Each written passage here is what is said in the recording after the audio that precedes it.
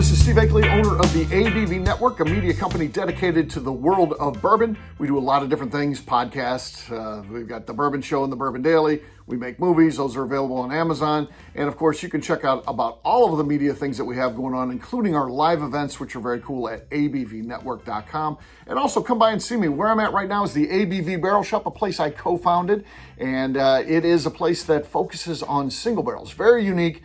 Only store like it in the world where we really dedicate ourselves to finding all the single barrels that are out there.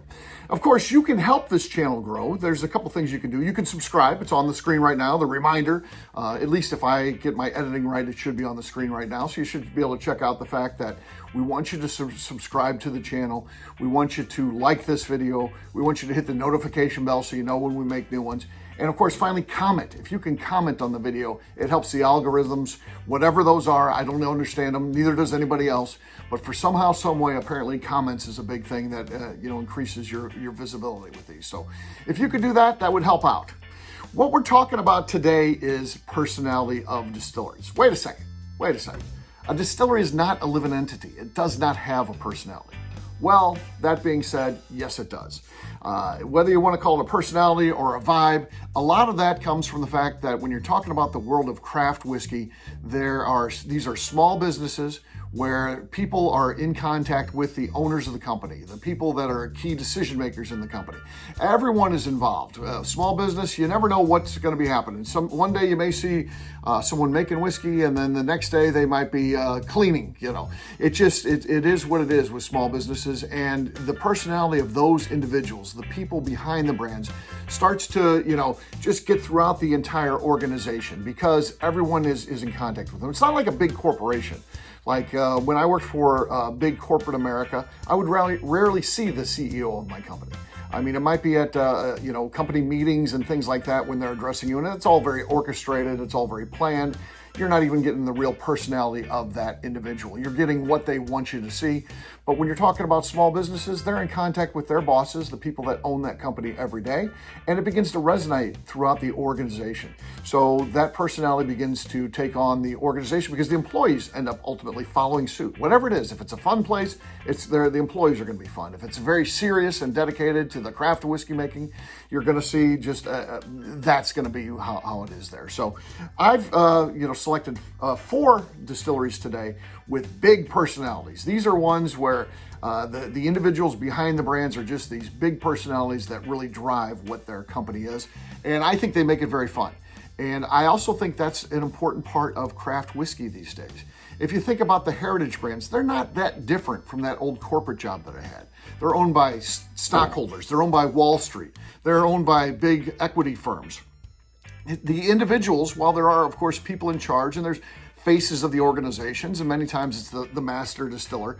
But again, in those cases, they might be more figureheads. They're just an employee like anybody else. When they want to take a vacation, they got to fill out a timesheet that says I'm going to be off that day.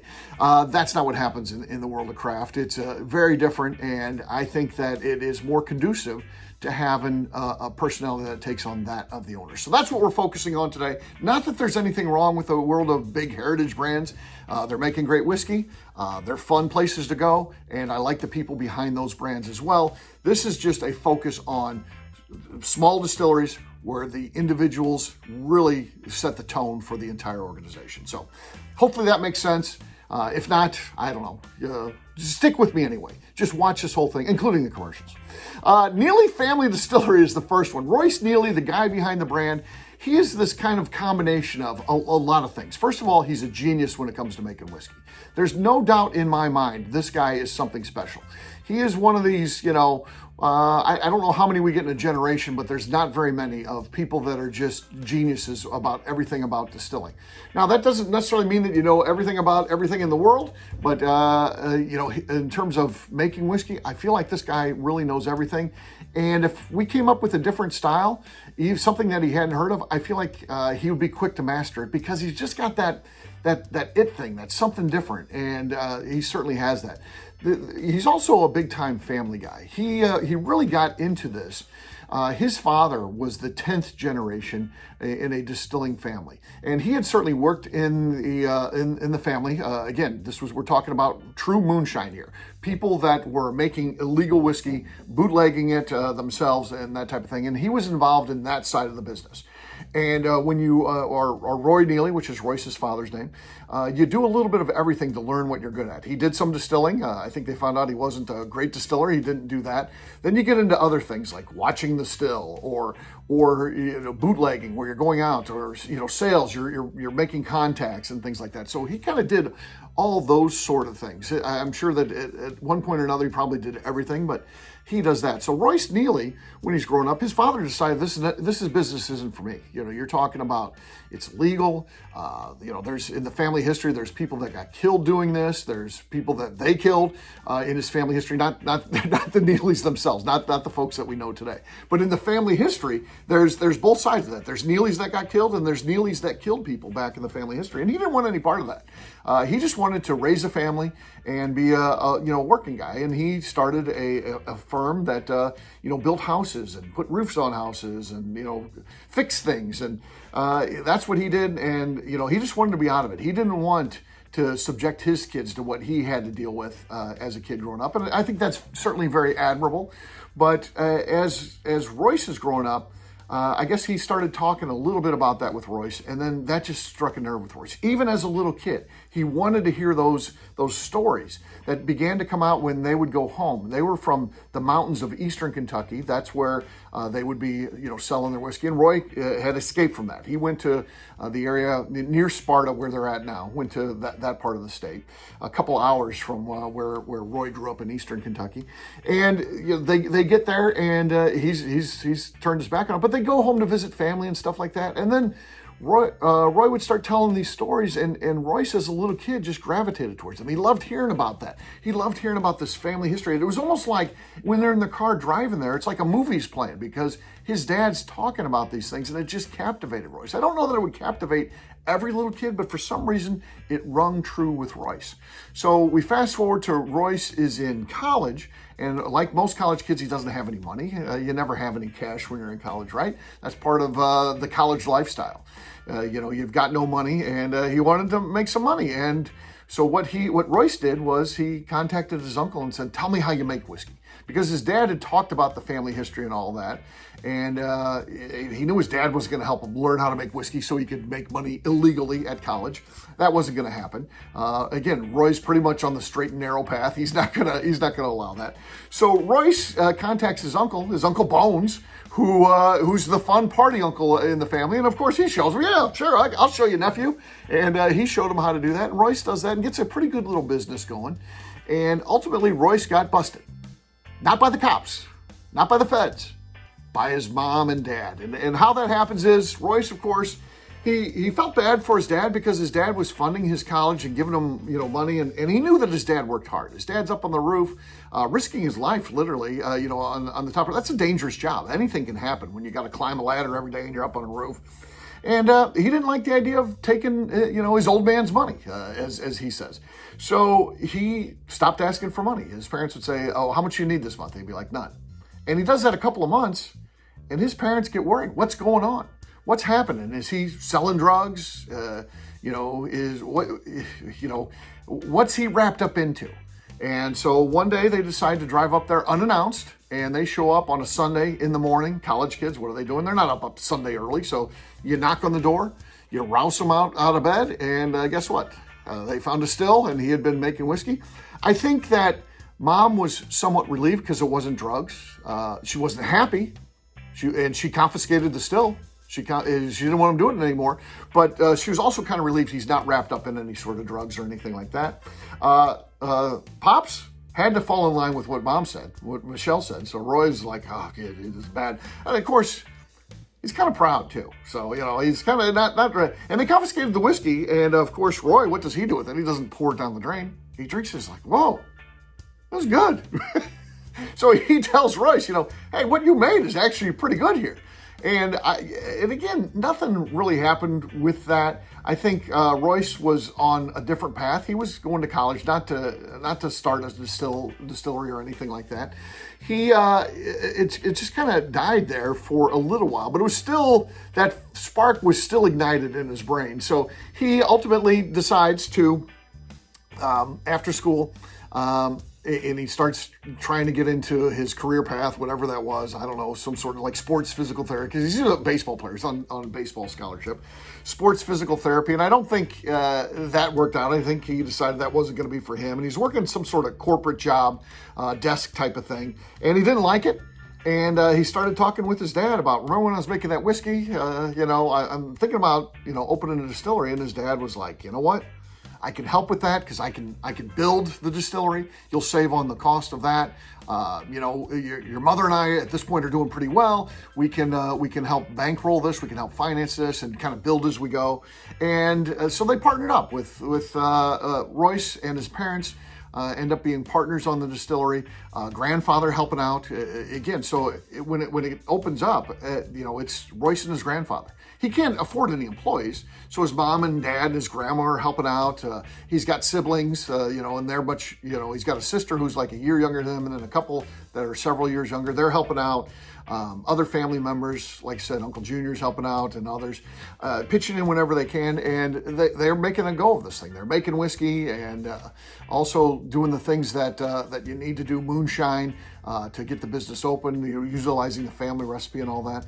And it becomes this just family company. And when I talked to Royce initially, his plan was he'd never hire anybody but a family member. Now, as you grow, you have to expand beyond the bounds of the family. And of course, the family has some unique problems too, because when you're only dealing with family members, you can't fire them. You can't get rid of your family. So I think he decided, you know what, I'm gonna change things and hire some employees. And he's continued to grow and make great whiskey. I do think that he is a special whiskey maker. I'm going to do a series or one of these videos on geniuses in the world of whiskey. Royce certainly will be featured in that because I think the skills that he have are special, inherent in who he is, and different. And I think that, the whiskey that he's making is special. The experience of visiting that place is very special. And I think you feel all that when you walk in there. It feels like you open the door and it feels like you're walking into like your second home or something like that. I don't know why that is. My home doesn't look like that, but it just feels comfortable. It feels like this is a family place. This is a place that I want to be, but it also feels like there's this great history there, and that certainly is all over the place. There's artifacts from his family history there. There's, Papaw's got, various things around there. You see his hat, his iconic bucket hat, and just stuff like that. There's a little bit of a museum thing going on there, and it's just a really cool and fun place. And I suggest you check out Neely Family Distillery, the first one on our list. All right, our second one is this place, 10th Mountain. Ryan Thompson, the guy who owns that, is a hell of a guy. I really like Ryan Thompson. He is a good person. I met him back in, I think it was 2013. I was writing a book that came out in, I think, 2014. It was called Small Brand America, and it was the bourbon edition of that book. And I featured 20 different craft distilleries making, bourbon. And the idea was that it's fun to talk about these small brands and how do they compete against the big guys, get their personal stories. It was kind of the first thing that I really did in the world of bourbon.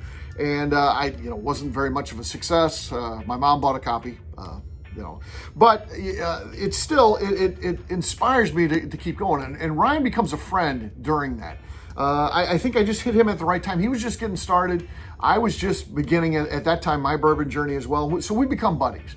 And he continues to touch base and follow the things that I'm doing through the years. As I start Bourbon Zeppelin, the first newsletter, one of the big things that I got going in the world of bourbon, he follows that, becomes a fan of that. And then I start the podcast, and he likes that, and always give me, just feedback and stuff. But just a good guy. And, Ryan is also kind of a student of history, and that inspires him to start this brand. Of course, military themed, you can see on there. It's named after the 10th Mountain, the Army unit, the most deployed unit in the U.S. military. And he is very much into preserving that military history that is in the area that he lives in. He's in Vail, Colorado, and which is where 10th Mountain started. So, and if you think about it, well, that's just a ski resort town. It wasn't at that time. When you're talking about World War II time, it wasn't a ski resort town. It was this mountain town that the U.S. military utilized to train soldiers how to fight mountain combat. And Vail was a great place for that. Now, ultimately what happens is, of course, we win that war and those soldiers come back and they're looking for things to do after that. And they started so many different ski resorts, including the resorts in places like Vail, where, they had these skills that they learned in the U.S. Army about skiing and that, and they loved it. They loved the lifestyle. So they ended up starting these ski resorts, primarily in Colorado, but other places as well. And, but they had this great military history there, even though they ultimately would move. Fort Drum, New York is where 10th Mountain is based out of now. But, Ryan, when he starts his company, he wants to preserve the history that is there, that military history. So he starts the distillery, and he goes beyond just having a brand with that theme. He supports U.S. military charities. He supports veterans, people that have come home with, physical injuries or, difficulties, integrating back in society. He supports charities that do that. They do events at the distillery. He travels around, going to different military bases. The phone. This time, though, I brought the phone right here, so I don't have to run over there. Let's see. This is a customer, Brian Murphy, calling me. Let's see what he's got. I'll be right back. Hey, Murph, what's up, man? That was the Murph wanting to ship something to Royce Neely, wanted his address. So, and again, if you're ever shipping something to Royce Neely, it doesn't go to his distillery. The mail's kind of spotty there. I think they get it sometimes now, but the old mailman used to not like delivering there or something. I don't know. It was very spotty at that point, and they wouldn't get their mail if you send it there. So got Murph taken care of, and back to our friends here. So in addition to supporting the charities, they've also put up military memorabilia into the distillery itself. So the production distillery is in Gypsum, Colorado. And if you ever go there to the tasting room there, and there's certainly some of the artifacts and things like that in the tasting room in Vail.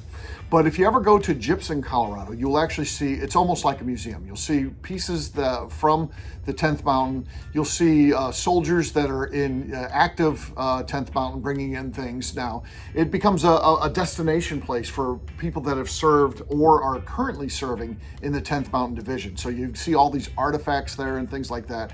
There's a lot of that type of memorabilia all over.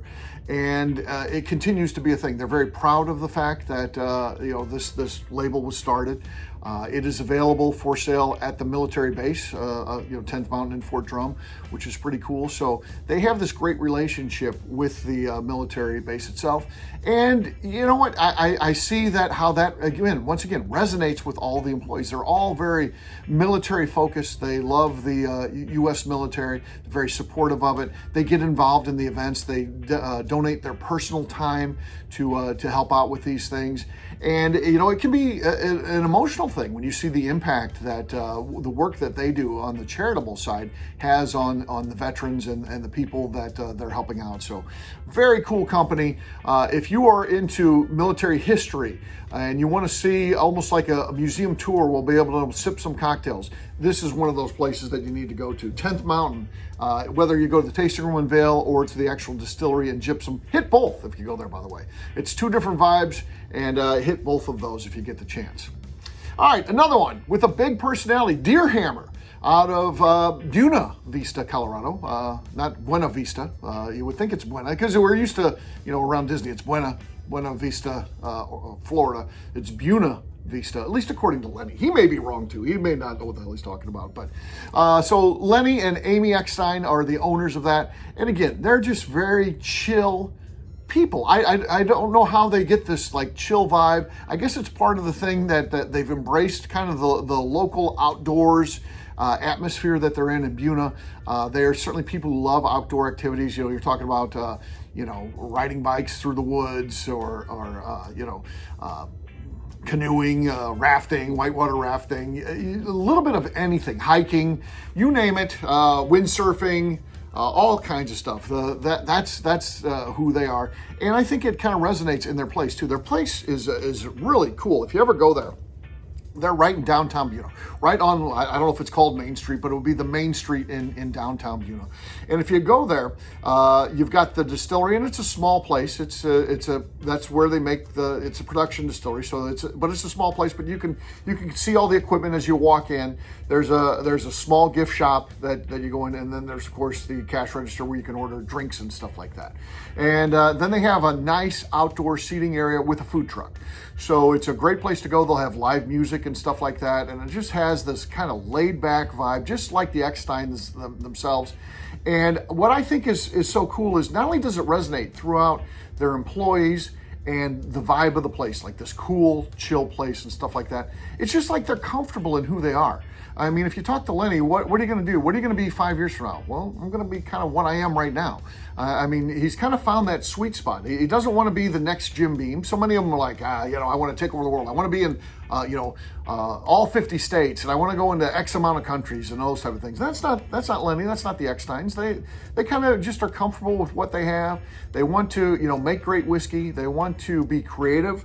I featured a single malt here, and of course Lenny famously loves single malts. He's part of the Single Malt Council that is trying to get a legal definition of what a single malt is. And but he also gets creative. He's always continuing to do different mashes and techniques for distilling and stuff like that. But he's also just very laid back because he doesn't want to be huge. He takes like summers off, where he wants to go and travel and do things like that. He's not there all the time. He's got a good work-life balance. And I don't think necessarily everybody has that because they always want to, grow the business, expand the business. And that all just means work, and more work. And they seem to be very comfortable in that. They're dedicated when he's there. Everything's about making the best whiskey we can, creating the best experience we can. But they've also found that great sweet spot of work-life balance. And not everybody's able to do that in life. And I feel like the Ecksteins have. And that is kind of the feel that if you go there and visit their distillery. Last but not least, this is a super fun one. If I had to describe one word, I would just say fun. That is what Dancing Goat is. They are a great place. Owner Tom Moss and his son Nick Moss. Nick does the distilling, and Tom is this great business person. He worked for Jim Beam for like 30 years, retired, decided he was bored in retirement. One of those guys. Now, I'm not going to be bored when I retire, but he was bored when he retired. And he decided to start a brand. It ends up being Rum Chowder. It explodes. He sells it off to Ernest and Julio Gallo, and makes the money that is able to fund this ultimate Willy Wonka and the Chocolate Factory type of distillery. And that's what they have. A lot of people say that about a lot of different distilleries. He's got it here with Dancing Goat. It's a place that is clearly worth going to, and everything about it's fun. Nick Moss, his son, the distiller, he is just one of these kind of like ADD all over the place, super fun guys. So much so, they have Sean Dotson's the name of the guy. He kind of runs the place behind the scenes. Tom, of course, great businessman, but I don't think he wants to be involved in the day-to-day grind of running a business. So Sean is kind of the guy behind the scenes who does this combination of accounting, planning, management, handling Nick. Nick needs a handler, like me if I would be out there. Nick always needs a handler. So they're just fun. You can even see that. This is a fun label, right? So this label is a dedication to Tom Moss, done by Nick Moss, and it's called Tommy's Malted Bang Dog. It's a bourbon, but it's a blended bourbon that's got some single malt in there, some that Tom really likes, so he created the special blend just for him, called it Tommy's Bang Dog, just to kind of get under his skin, have some fun. And again, what he puts on the back, he didn't ask his dad about this, so he puts on the back, you ask for forgiveness, not for permission. You just feel, even in their bottling and their packaging, who would do something like that? A fun company would, and that's exactly what Dancing Goat is. Just a fun place. And you go there and you look at the still, and again, I don't even know if they do this on their tours, but if you ask them on the still is, of course, creating steam. Well, Tom is into trains and stuff like that. They put a train whistle on there. So that's generated by steam, just like on a locomotive that would have a steam whistle on it. They've got the steam whistle on the still, and it is loud. I mean, you think about how loud a train whistle is, it is loud. That'll light you up. And I don't know, they got this station too at one point in there running off a still where you can open it up. It's overhead. So you can open up overhead and drop whiskey into your mouth coming off the still. Again, who does something like that? I have no idea, other than a really fun place, and that is exactly what Dancing Goat is. So these are 4 great places to go. All make excellent whiskey. All have very distinct and different personalities. And if I was you, I'd want to experience them. I'd want to get there. These are worth going to because of the personalities of the individuals behind the brands. Hopefully you get to go and see what they're doing. Hopefully you get to taste some great whiskey. And hopefully you get to meet the people that I just talked about, because they are some fun places. That's it for today. I'll have a new video for you very soon where I'm going to be providing you some of the information. I don't even know what it's going to be about, but it'll be something behind the scenes from the world of bourbon. Until then, take care. See ya. Peace.